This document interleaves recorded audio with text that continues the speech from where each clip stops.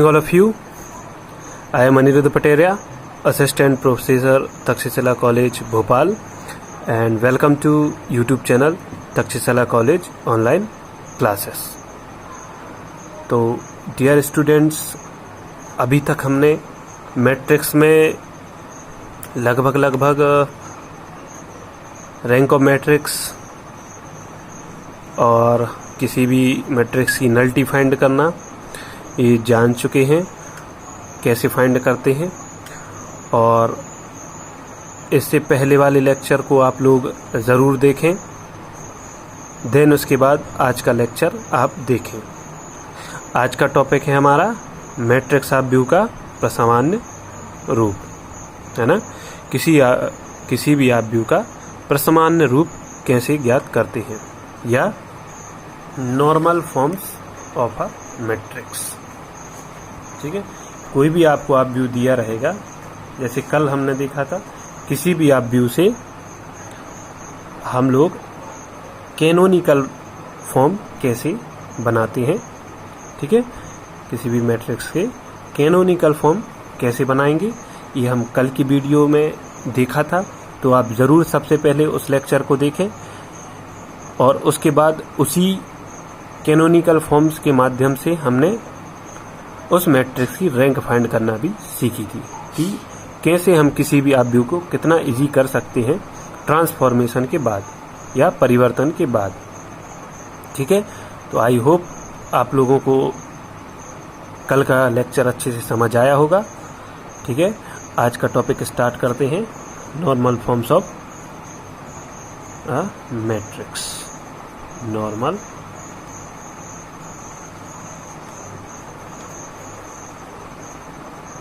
forms of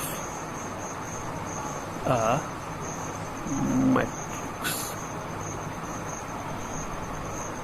ठीक है, तो नॉर्मल फॉर्म्स ऑफ मैट्रिक्स होता क्या है। नाम में लग रहा है नॉर्मल फॉर्म्स, मतलब बिल्कुल प्रसामान्य या सामान्य टाइप का।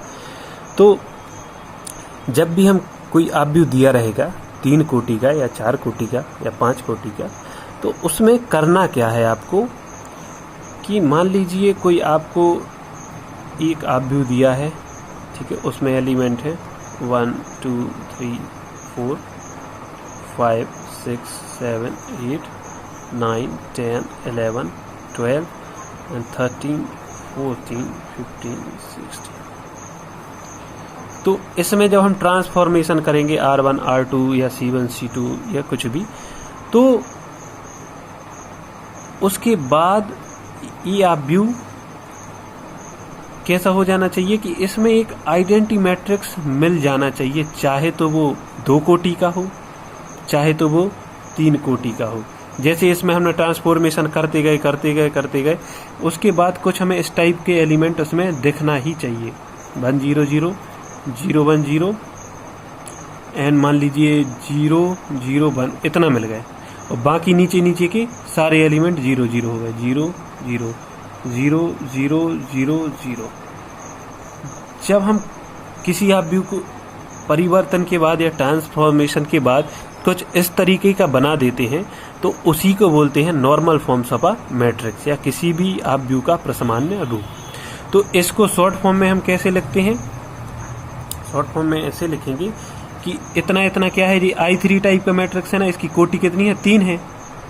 तो इस आइडेंटिटी मैट्रिक्स को जब 3 बन हो तो उसको लिखते हैं, ऐसा लिख सकते हैं I3, और बाकी क्या बचे हैं 0 0, तो यहाँ 0 लिख दीजिए। नीचे इसके सम का क्या लिखे हैं 0 एंड 0। तो इस आप व्यू को हम कुछ इस टाइप से लिख सकते हैं। देखिए, इस इतने 3 प्रकार के आइडेंटिटी मैट्रिक्स है, उसको ऐसा लिख दिया। मान लीजिए कि हमें 3 कोटि का आइडेंटिटी मैट्रिक्स नहीं मिलता परिवर्तन के बाद, है ना, तो उसको मान लीजिए 2 कोटि का मिलता, इसी को ऐसा मिल जाता हमें कि 1 0 0 1, और बाकी 0 0 0 0 0 0 0 0 0 0 0, कुछ इस टाइप का मिल जाता। ठीक है, तो इसको क्या लिख देते, ये I2 हो जाएगा, है ना, 2 कोटि का है इसलिए I2 हो गया। बाकी कितने बचे 0, और यहाँ भी क्या बचा 0, और यहाँ भी क्या बचा 0, तो फिर इसी आप व्यू का प्रसामान्य रूप कुछ इस टाइप का हम लिखेंगे। क्लियर है? तो इसमें आप लोग देख पा रहे हैं कि केवल हमें दिए गए आप व्यू से उसके अंदर आइडेंटिटी मैट्रिक्स बनाना है ट्रांसफॉर्मेशन के बाद। चाहे तो आप 2 कोटि का बना सकते हैं, चाहे तो आप 3 कोटि का बना सकते हैं, और फिर डिपेंड करता है उस मैट्रिक्स पर। क्योंकि ये 4 कोटि का वर्ग आप व्यू है, इसलिए उसमें पॉसिबल है कि 3 बनेंगे या 2 बनेंगे, है ना। 3 वाला आइडेंटिटी मैट्रिक्स बन सकता है या 2 वाला। मान लीजिए इससे बड़ा वाला मैट्रिक्स होता, 5 कोटि का होता, 6 कोटि का होता, तो उसमें 4 कोटि का भी आइडेंटिटी मैट्रिक्स बन सकता था, 5 कोटि का, 2 कोटि का, 3 कोटि का, तो उस पर डिपेंड करता है। मेरा कहने का मतलब बस ये है कि प्रसामान्य रूप क्या होता है कि आइडेंटिटी मैट्रिक्स बनता है उसमें, और उसको हम इस तरीके से लिख सकते हैं ऐसे।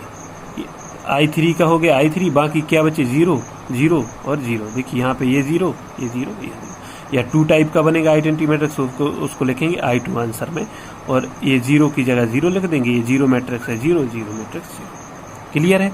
अब आप लोगों को एक उदाहरण से अच्छे से समझ आएगा कि किसी भी मैट्रिक्स का नॉर्मल फॉर्म्स क्या हो। तो हमारा एक एग्जाम्पल हमने लिया है। अब व्यू ये है, इसके अवयव हैं इसमें 1 2 0 -1 3 4 1 2 एंड -2 3 2 5। तो और इसकी रैंक भी फाइंड करनी है, अब व्यू की जाति भी ज्ञात करनी है। चलिए let us solve this question. Sorry,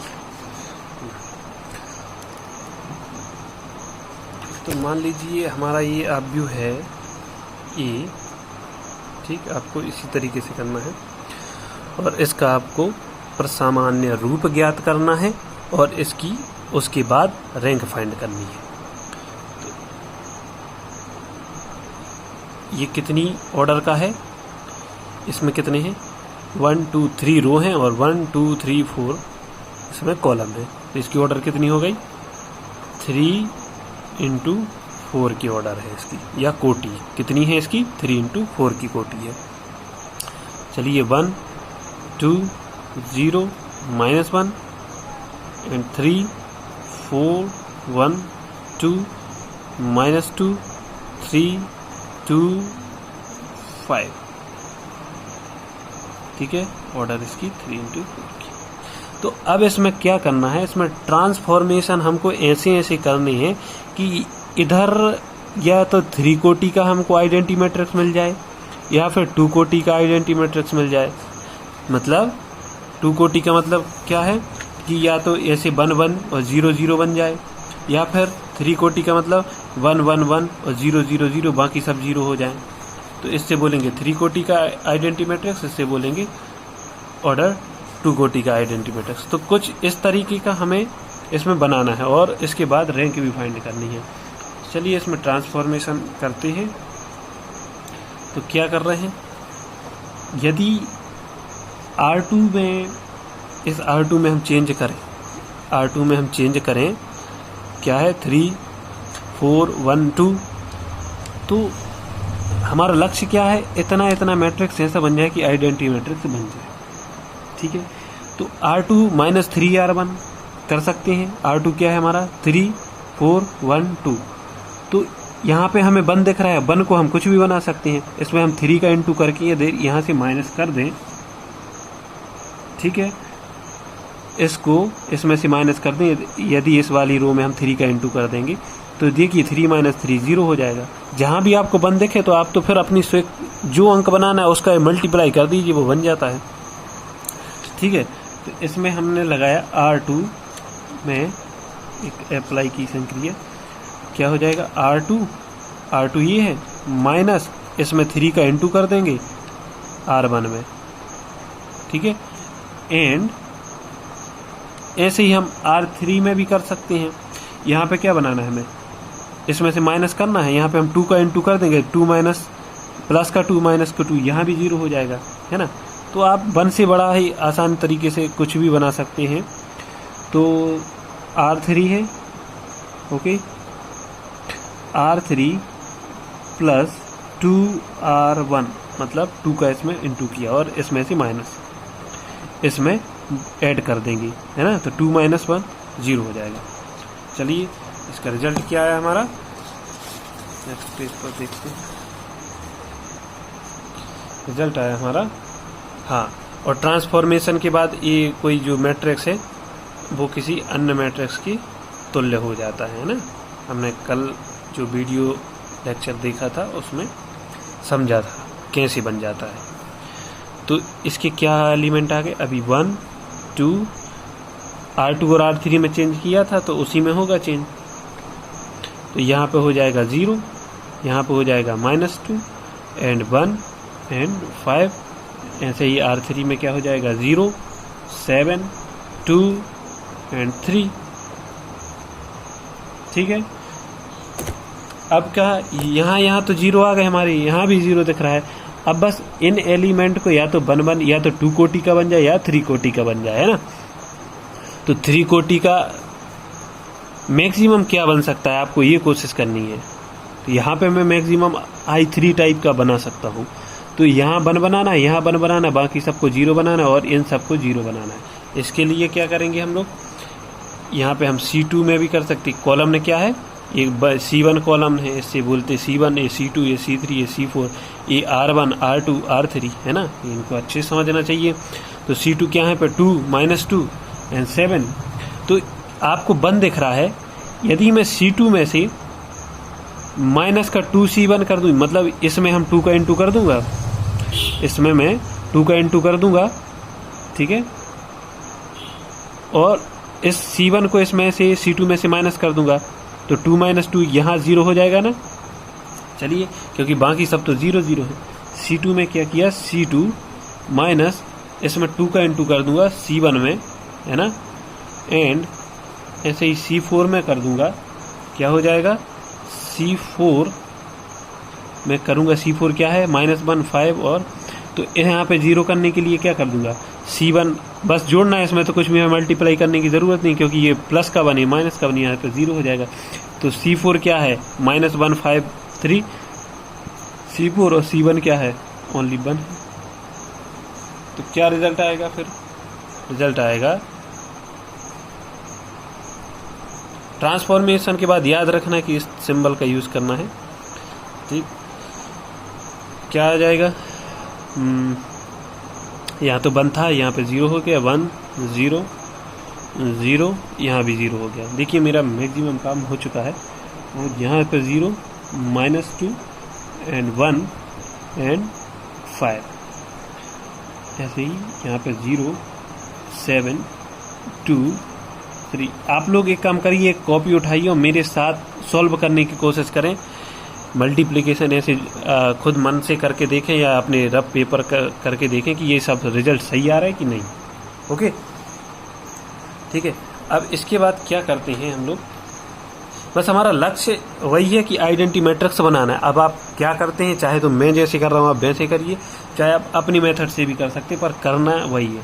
अब एक काम करता हूँ, C2 और C3 में इंटरचेंज कर देता हूँ। मतलब जो C3 क्या है, 0 1 2 को यहाँ पे C2 की जगह पे ले आऊँगा और C2 को C3 पे। चलिए क्या हो जाएगा,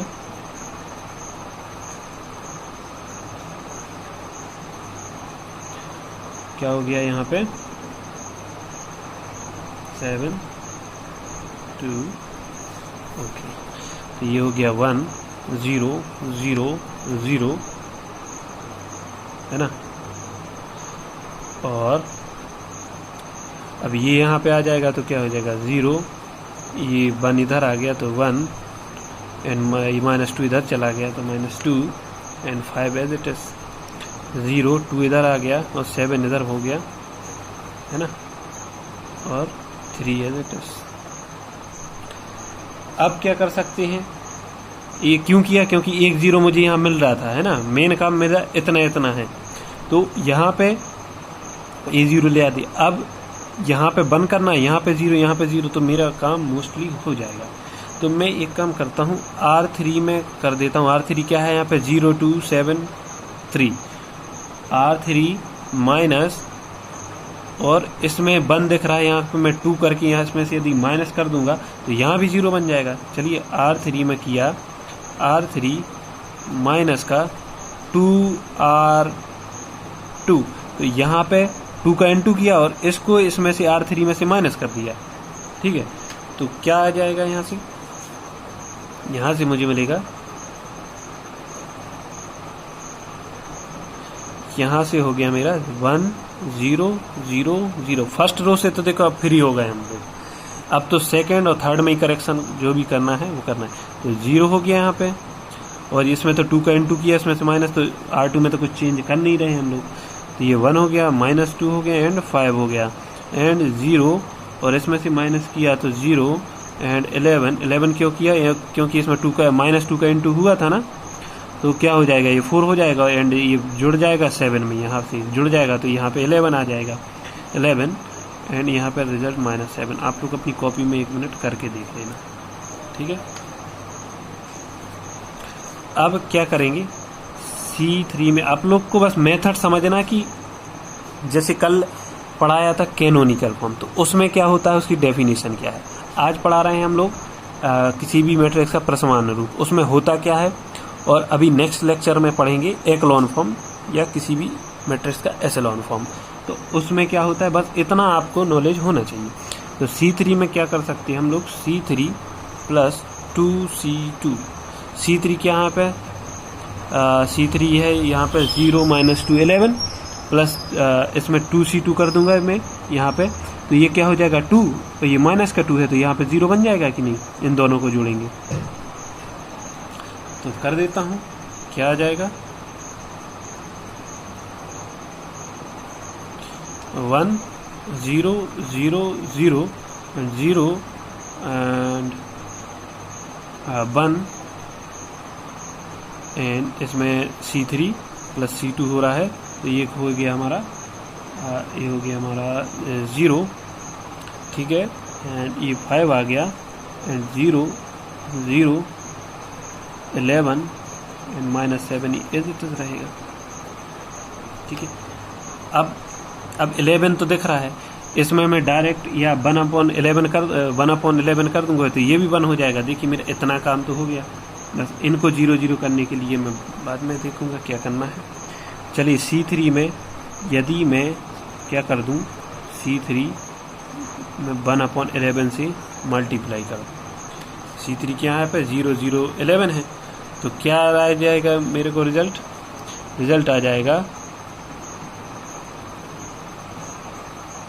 रिजल्ट आ गया हमारा ये 1 0 0 0 0 1 0 5 एंड 0 0 ये 1 हो गया क्योंकि -1 और ये -7।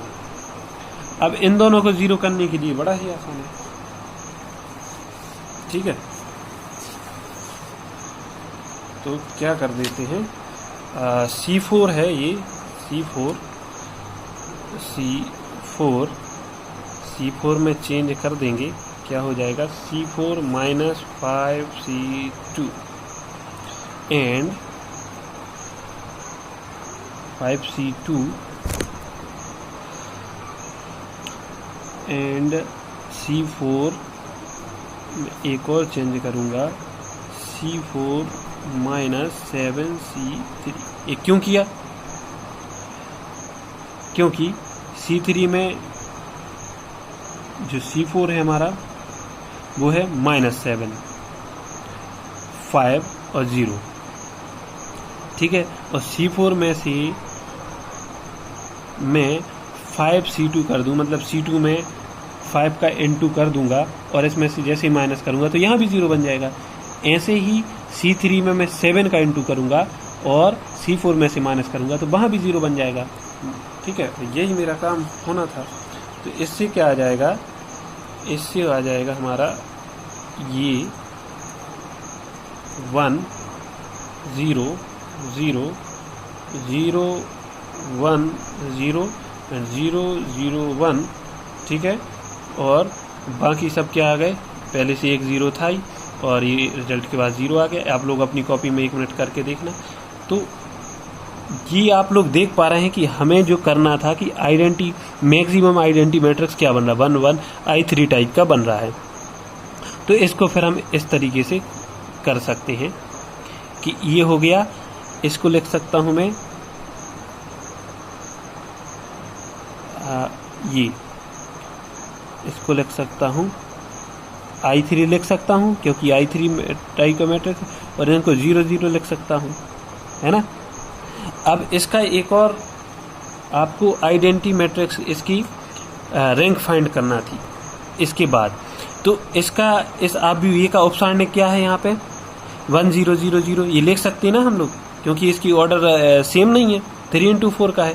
तो इसका उपसारणिक आप व्यू, अब इसकी रैंक फाइंड यदि आपको करनी हो तो कैसे करेंगे, आप व्यू ए का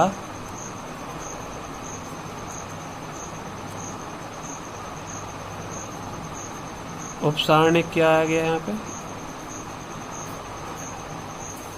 उपसारणिक क्या आ गया यहाँ पे 1 0 0 0 1 0 0 0 1। अब इसकी वैल्यू तो आप लोग इससे कल वाले लेक्चर में हमने देखा था, इसकी वैल्यू क्या होती है नॉट इक्वल टू 0, और जब नॉट इक्वल टू 0 आती है तो जितनी उसकी कोटि होती है, इसकी कितनी है कोटि 3 × 3 कोटि का आप व्यू है, तो इसकी रैंक क्या आ जाएगी जब नॉट इक्वल टू 0 होता है, तो इसकी जब कोटि कितनी है 3, दैट्स वाई इसकी जो रैंक आ जाएगी रैंक ऑफ ए, ये सिग्मा, इसी का रैंक ऑफ ए कितनी आ गई है यहाँ पे 3, ठीक है। तो इस वाले आप व्यू की इसको जब हमने सॉल्व किया, ठीक है, तो इसका हमने सबसे पहले प्रसामान्य रूप क्या होता है वो देखा, और उसके बाद रैंक फाइंड करना तो बड़ी ही आसान है किसी भी आइडेंटिटी मैट्रिक्स की, क्योंकि वो नॉट इक्वल टू 0 होता है। मान लीजिए I4 टाइप का आइडेंटिटी मैट्रिक्स होता तो उसकी वैल्यू नॉट इक्वल टू 0 होती, जब उसकी नॉट इक्वल टू 0 होती तो उसकी रैंक भी कितनी आती 4 होती, क्योंकि वो 4 कोटि का होता तो 4 आती, ठीक है। आई होप ये लेक्चर आपको अच्छे से समझ आया होगा। तो आप लोग को यदि कोई कमेंट हो, डाउट हो, तो आप लोग कमेंट कर सकते हैं, जिसका ऐसे नेक्स्ट लेक्चर में आपको उसका समाधान कर दिया जाएगा। Thank you class.